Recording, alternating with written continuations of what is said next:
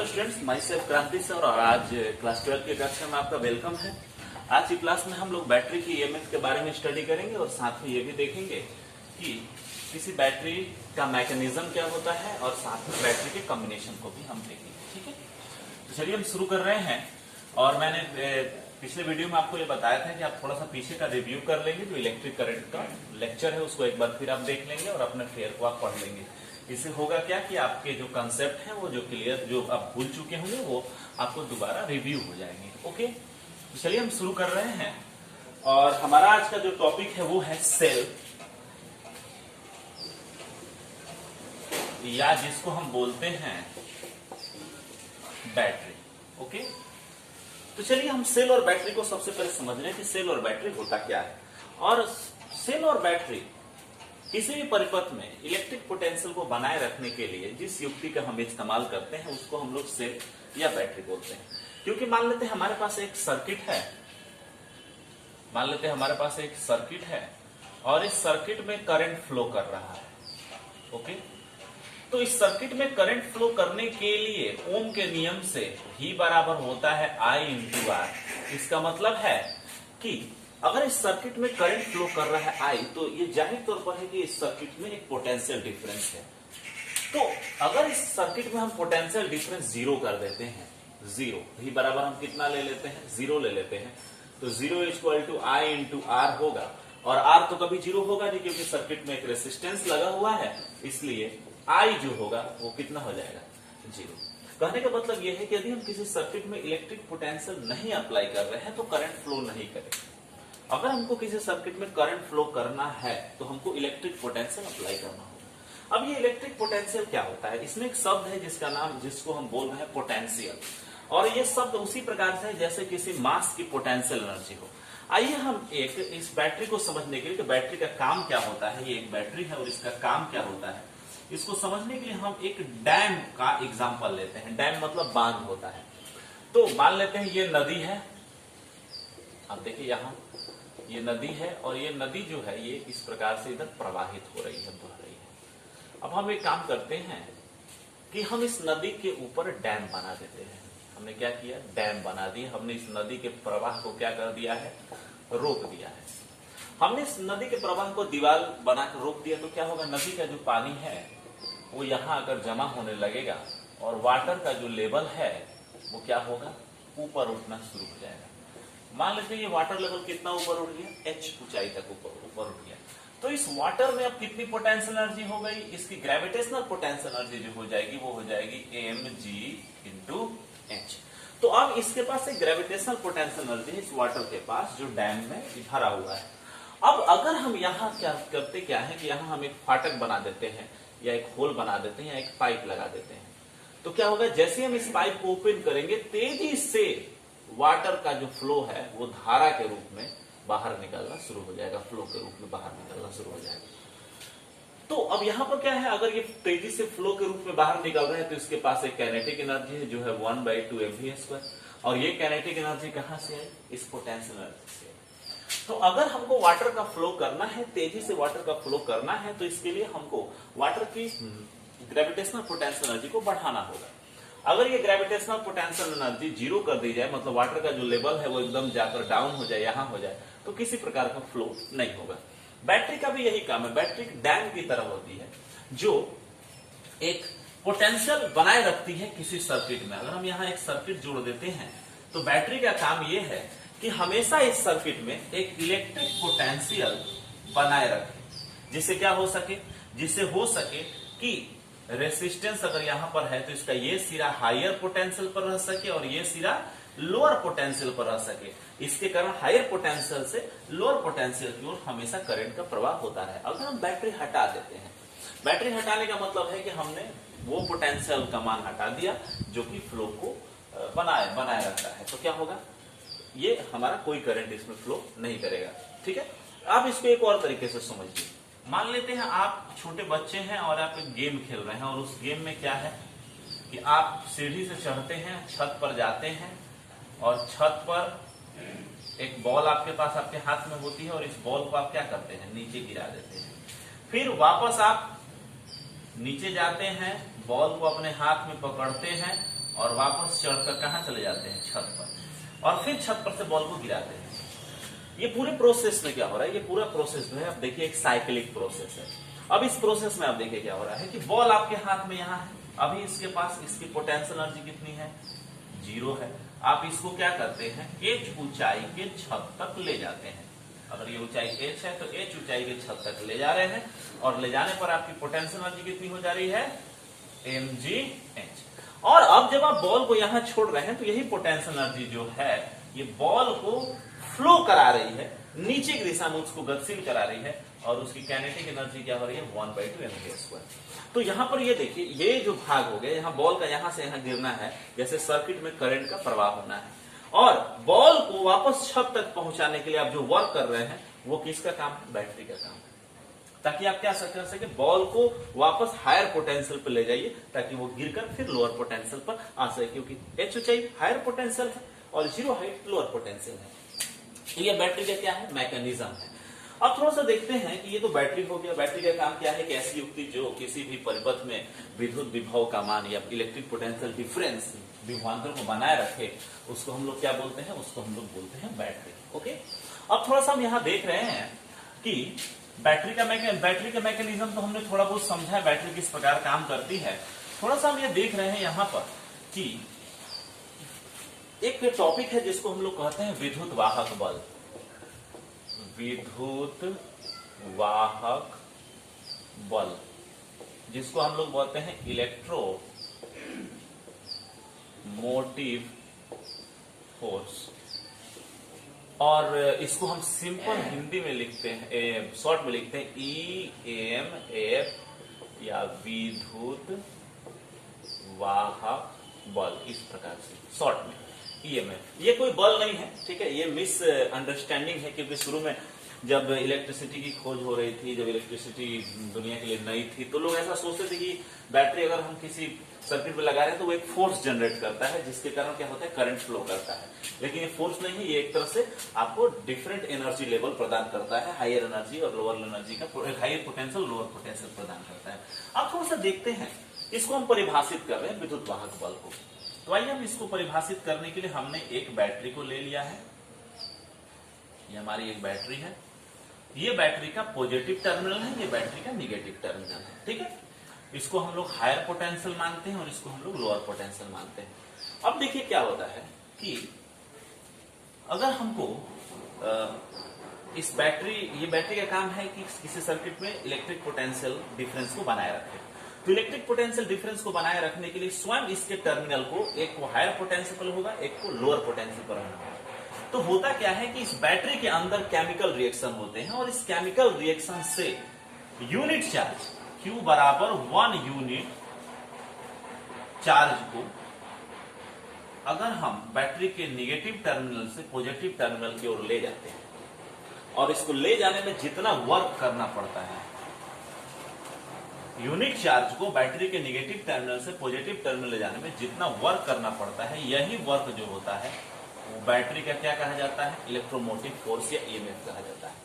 जैसे अगर आपने देखा होगा पेंसिल बैटरी जो होती है, जो आपके रिमोट में लगती है, तो अगर उस पर लिखा हुआ है कि वोल्टेज V = 1.5 वोल्ट, तो इसका मतलब है कि अगर हम इस बैटरी के निगेटिव टर्मिनल से पॉजिटिव टर्मिनल तक यूनिट चार्ज को ले जाएं, तो कितना वर्क करना पड़ेगा, 1.5 वोल्ट।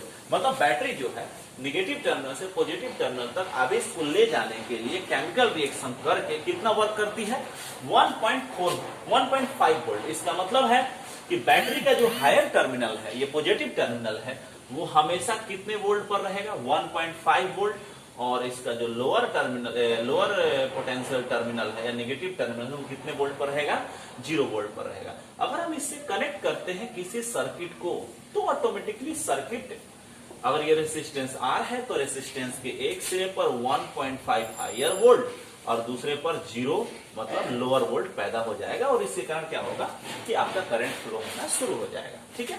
तो इसकी परिभाषा क्या हो जाएगी कि यूनिट चार्ज को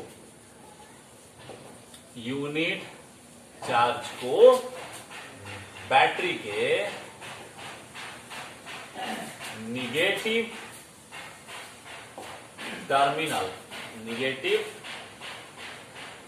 टर्मिनल से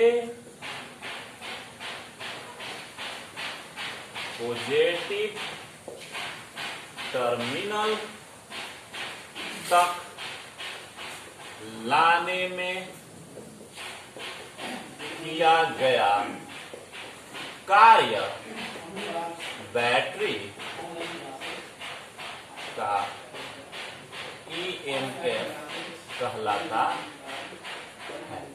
कोई दिक्कत? आप इसको ध्यान कर लेंगे, ठीक है। बाकी जितने भी इसका जो PDF है वो आपको ऑफिस में मिल जाएगा, आप आकर ऑफिस में इसको कलेक्ट कर सकते हैं, ठीक है। ओके, तो यहाँ तक कोई डाउट नहीं, उम्मीद था आपको कोई डाउट नहीं होना चाहिए। तो एक काम कर रहे हैं, यहाँ तक तो हो गया, यहाँ तक आप लोगों ने समझ लिया होगा। अब थोड़ा सा हम बैटरी को देखते हैं कि बैटरी को हम सूचित कैसे करते हैं। इसको मिटा सकता हूं, चलिए। बैटरी का संकेत क्या है? सिंबल, संकेत।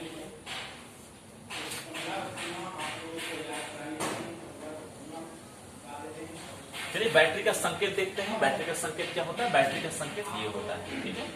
ये आपका एक बैटरी है जिसका ये हायर टर्मिनल हो गया, ये लोअर टर्मिनल हो गया, और ये हायर पोटेंशियल, ये लोअर पोटेंशियल, ठीक है। ये जो बैटरी इस प्रकार होती है, आपने देखा हो, ये इसका हायर टर्मिनल हो गया, ये इसका लोअर टर्मिनल। इसको पॉजिटिव और इसको नेगेटिव, इसको H लिख देते हैं, इसको L लिख देते हैं, ओके। एक डंडी बड़ी होनी चाहिए, एक डंडी छोटी होनी चाहिए। साथ में ही बैटरी का एक इंटरनल रेसिस्टेंस होता है, क्योंकि बैटरी के अंदर केमिकल रिएक्शन हो रहे हैं, और केमिकल रिएक्शन होने का मतलब ये है कि आयन आपस में टकरा रहे होंगे। वहां पर जो फ्री चार्जेस हैं वो आपस में टकरा रहे, एक दूसरे से टकरा रहे होंगे, जिसके कारण क्या होगा, आप इस बैटरी की जो कुछ एनर्जी जो है, ये बैटरी का कुछ जो पोटेंशियल है वो हीट के रूप में लॉस करता है, या अन्य किसी फॉर्म में वो लॉस करता है। तो इसका मतलब है कि उसका एक इंटरनल रेसिस्टेंस होता है, जिसको हम स्मॉल r से सूचित करते हैं। परिभाषा क्या हो जाएगी? स्मॉल इंटरनल रेसिस्टेंस, आंतरिक प्रतिरोध का। किसी बैटरी का एक सीमित प्रतिरोध होता है, किसी बैटरी का स्वयं एक सीमित प्रतिरोध होता है, जिसको हम लोग इंटरनल रेसिस्टेंस बोलते हैं, आंतरिक प्रतिरोध। ओके, अब थोड़ा सा यहाँ देखिए कि ये हो गया। अब ये बैटरी का जो EMF है उसको हम E से सूचित कर रहे हैं। मतलब अगर बैटरी आदर्श हो, आइडियल बैटरी का मतलब होना चाहिए ऐसी बैटरी जिसका इंटरनल रेसिस्टेंस 0 हो, R बराबर कितना हो? 0 हो। तो अगर ऐसी बैटरी आपके पास है, तो इस बैटरी के नेगेटिव टर्मिनल से पॉजिटिव टर्मिनल तक चार्ज को ले जाने में जितना वर्क करना पड़ेगा, वो वर्क आपको जो होगा वो EMF E कहा जाएगा। लेकिन रियल में ये EMF E जो है वो आदर्श बैटरी के लिए हो गया। रियल बैटरी का एक इंटरनल रेसिस्टेंस होता है, ओके। तो किसी भी बैटरी के लिए, किसी भी बैटरी का जो संकेत होता है वो इस प्रकार होता है। मैं H और L नहीं लिखूंगा, कंफ्यूजन ज्यादा होता है, अच्छा नहीं लगेगा। ये पॉजिटिव, ये नेगेटिव टर्मिनल हो गया, EMF E है, और ये क्या है? R है। अब थोड़ा सा देखते हैं, अगर मान लेते हैं बैटरी में धारा प्रवाहित हो रही है, और वो धारा जो है वो कितनी है? I है।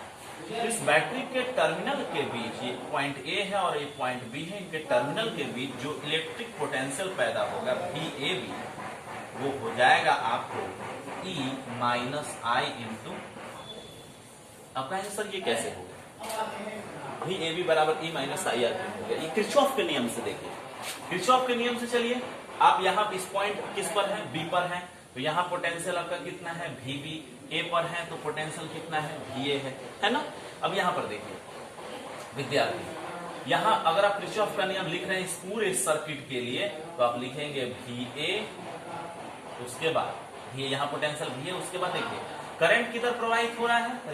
इधर प्रवाहित हो रहा है, B से A की ओर प्रवाहित हो रहा है, और उधर ही प्रतिरोध की दिशा में अगर हम जा रहे हैं, यदि हम करंट की दिशा में जाते हुए प्रतिरोध को क्रॉस करते हैं, तो हमारा जो पोटेंशियल होता है वो ड्रॉप करता है, कितना? I into R। उसके बाद बैटरी के नेगेटिव टर्मिनल से पॉजिटिव टर्मिनल जाने पर पोटेंशियल क्या होता है? बढ़ता है, और ये किस फाइनली पोटेंशियल किसके बराबर हो जाएगा? आपको सॉरी यहाँ B है, फाइनली पोटेंशियल किसके बराबर अब यहाँ पर आ जाएगा? A के बराबर हो जाएगा। तो कितना हो जाएगा? VA। तो हो जाएगा आपको I into R minus I into R plus E equal to VA minus VB, जिसको लिखेंगे VAB, और बराबर हो जाएगा E माइनस I इंटू। तो किसी भी बैटरी के किसी बैटरी के टर्मिनल के बीच जो आपको पोटेंशियल मिलेगा VAB, वो कितना होगा? E माइनस IR होगा। मतलब वो आदर्श बैटरी के इलेक्ट्रोमोटिव फोर्स या EMF से कम होता है। क्योंकि इंटरनल रेसिस्टेंस के कारण इसका कुछ जो पोटेंशियल होता है वो थर्मल एनर्जी के रूप में या किसी अन्य एनर्जी के रूप में लॉस करता है, क्योंकि इसका एक इंटरनल रेसिस्टेंस है। तो इसका मतलब है कि किसी भी रियल बैटरी के लिए, किसी रियल बैटरी के लिए, मैं यहाँ पर थोड़ा सा निकाल देता हूं, किसी रियल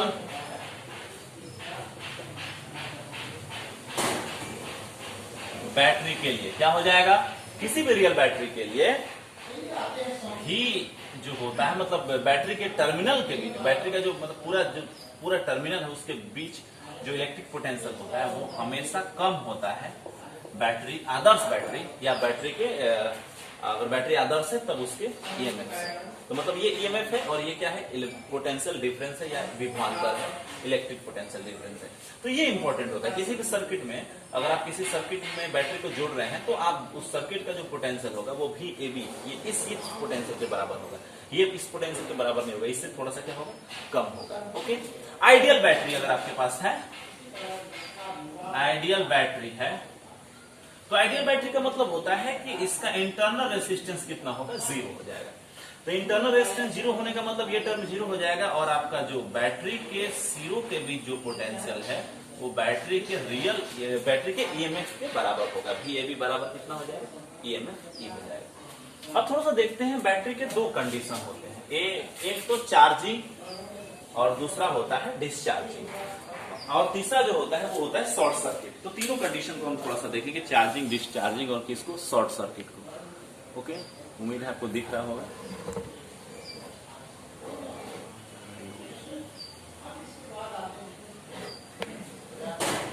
चलिए तो थोड़ा सा हम चार्जिंग डिस्चार्जिंग को देख लेते हैं।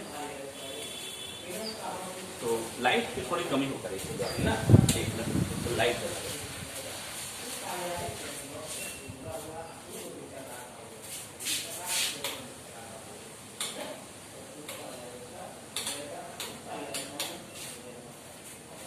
थोड़ा सा लाइट ठीक ठाक हो जाएगी तो आपको देखने में दिक्कत नहीं होगी।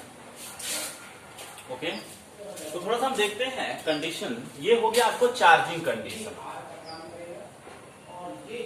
चार्जिंग कंडीशन का मतलब ये हो गया कि जब हम किसी एक्सटर्नल सोर्स से बैटरी के नेगेटिव टर्मिनल से पॉजिटिव टर्मिनल की ओर करंट प्रवाहित करते हैं तो वो कहा जाता है कि हम बैटरी को क्या करते हैं, सॉरी, चार्जिंग या डिस्चार्जिंग कंडीशन। चलो हम यहां से एक्सप्लेन कर रहे हैं। जब बैटरी डिस्चार्ज हो रही हो, बैटरी डिस्चार्ज कब होगी, जब बैटरी से हमको करंट मिलेगा। ठीक है, तो आइए हम बैटरी से करंट ले रहे हैं। ये हमारी बैटरी है जिसका EMF E है, इंटरनल रेजिस्टेंस स्मॉल r है और ये पॉजिटिव टर्मिनल निगेटिव टर्मिनल। तो पॉजिटिव टर्मिनल से क्या हो रहा है, करंट निकल रहा है। ओके, तो पॉजिटिव टर्मिनल से करंट निकल रहा है और वो क्या हो रहा है, किसी सर्किट में फ्लो कर रहा है, किसी सर्किट में प्रवाहित हो रहा है। तो यहां पर जो पोटेंशियल डिफरेंस पैदा होगा इनके बैटरी के टर्मिनल के बीच, वो हो जाएगा V बराबर E minus I into R। तो ये कौन सा कंडीशन के लिए हो गया, ये बैटरी के डिस्चार्जिंग कंडीशन के लिए होगा। जब बैटरी डिस्चार्ज होती है तो उसके टर्मिनल पर इलेक्ट्रिक पोटेंशियल का मान उसके EMF से क्या होता है, कम होता है। ठीक है, अब थोड़ा सा देखते हैं, जब बैटरी चार्ज हो रही है, चार्ज हो रही हो चार्जिंग कंडीशन के लिए, तो चार्जिंग कंडीशन में क्या होता है, करंट की जो दिशा होती है वो अपोजिट करती जाती है। ये देखिए, ये आपका पॉजिटिव टर्मिनल है और ये आपका निगेटिव टर्मिनल है। इंटरनल रेजिस्टेंस, इस बार जो करंट होगा वो पॉजिटिव टर्मिनल से किधर प्रवाहित होगा, निगेटिव टर्मिनल की ओर प्रवाहित होगा। तो ये हो जाएगा आपको चार्जिंग कंडीशन। इस कंडीशन में देखिए, इस कंडीशन में अगर आप किरचॉफ का नियम अप्लाई करते हैं तो अगर आप यहां से चल रहे हैं, पॉइंट ये B है और ये पॉइंट A है, तो आप लिखेंगे VAB बराबर, करंट की विपरीत दिशा में चल रहे हैं, B से A की ओर जा रहे हैं, तो रेजिस्टेंस मिलेगा तो वो गेन करेगा पोटेंशियल को, I इंटू स्मॉल r, और प्लस निगेटिव टर्मिनल से पॉजिटिव टर्मिनल जाने पर आप जानते हैं EMF प्राप्त होता है, तो VAB बराबर E प्लस IR। और इस बार क्या होगा कि चार्जिंग के कंडीशन में आपको बाहरी पोटेंशियल का मान आपके बैटरी की ईएमएफ से अधिक होना चाहिए, तब जाके आप क्या करेंगे, चार्ज कर सकते हैं। जैसे मान लीजिए आपके पास 12 वोल्ट की बैटरी है, तो उसको चार्ज करने के लिए आपको 12 वोल्ट से अधिक पोटेंशियल के सोर्स से उसको जोड़ना पड़ता है। इस बात को ध्यान रखिएगा। तीसरा होता है शॉर्ट सर्किट, जिसको मैं यहाँ पर थोड़ा सा दिखा दे रहा हूँ, ठीक है। यहाँ दिख रहा होगा, यहाँ मैं इसको दिखा रहा हूँ। तो अगला जो है वो क्या है, शॉर्ट सर्किट है। शॉर्ट सर्किट, तो शॉर्ट सर्किट में होता कुछ नहीं है, बस बैटरी के निगेटिव टर्मिनल को बैटरी के पॉजिटिव टर्मिनल से क्या कर दीजिए, जोड़ दीजिए, डायरेक्ट कनेक्ट कर दीजिए। बैटरी हो गया पॉजिटिव निगेटिव, और ये रेजिस्टेंस आर हो गया, ये करंट आई हो गया, ये पॉइंट ए हो गया, और ये पॉइंट क्या हो गया, बी हो गया। तब यहां पर क्या है कि जैसे ही आप बैटरी के निगेटिव और पॉजिटिव टर्मिनल को डायरेक्टली कनेक्ट कर देते हैं, तो क्या होता है, ए और बी का जो पोटेंशियल होता है वो सेम हो जाता है। मतलब वी ए बी बराबर V A minus V B बराबर कितना हो जाएगा, 0 हो जाएगा। और क्योंकि दोनों को आपस में कनेक्ट कर दिया है, और इसका मतलब है कि वी ए बी बराबर, आप यहां देखिए इस कंडीशन के लिए ई माइनस कितना है, I into small R, I into small R. एक टर्म कितना हो जाएगा, 0 E minus I into R. तो आपको आई बराबर हो जाएगा ईएमएफ ई बटा स्मॉल आर। तो ये आपको करंट का मान मिल रहा है। अब देखिए, चूंकि इंटरनल रेसिस्टेंस जो होता है, किसी भी बैटरी का इंटरनल रेसिस्टेंस जो होता है स्मॉल आर, वो बहुत बहुत छोटा होता है, बहुत कम होता है। अगर आप आदर्श बैटरी ले रहे हैं तो उसका इंटरनल रेसिस्टेंस क्या होगा, लगभग 0 होगा। तो अगर आर एकदम 0 हो जाए तो आई बराबर ई बाटा कितना हो जाएगा, 0, और ये टेंस टू कितना होगा, इन्फिनिट। और इसका मतलब है कि सर्किट में बहुत लार्ज करंट प्रवाहित होने शुरू हो जाएगी। कितना करंट होगा, लार्ज करंट। और इसी करंट के कारण क्या होंगे कि जब लार्ज करंट होगा, तो आप जानते हैं, पहले भी मैंने आपको बताया है कि H बराबर होता है I² R इंटू टी। ये है जूल का उस्मान नियम, जो कि आप 10th क्लास में पढ़े। अगर R का मान I का मान टेंस टू इन्फिनाइट हो, बहुत बड़ा हो, तो H टेंस टू भी क्या होगा, इन्फिनाइट होगा। बहुत बड़ा हीट जो प्रोड्यूस होगा बहुत ज्यादा होगा, और इसके कारण क्या होंगे, आपके सर्किट में लगे तार जो है, आपके सर्किट में लगे जो स्विच है, आपके सर्किट में लगे जो यंत्र है, पंखे, टेलीविजन, ये तमाम चीज जो है वो जल जाएंगे, खराब हो जाएंगे। ठीक है, तो ये शॉर्ट सर्किट हो गया। तो इसमें 3 कंडीशन होते हैं बैटरी के। नेक्स्ट क्लास हम आपसे मिलते हैं, तो हम बात करते हैं आपसे बैटरी के कॉम्बिनेशन के बारे में। ओके, थैंक यू, तब तक आप पढ़ते रहिए।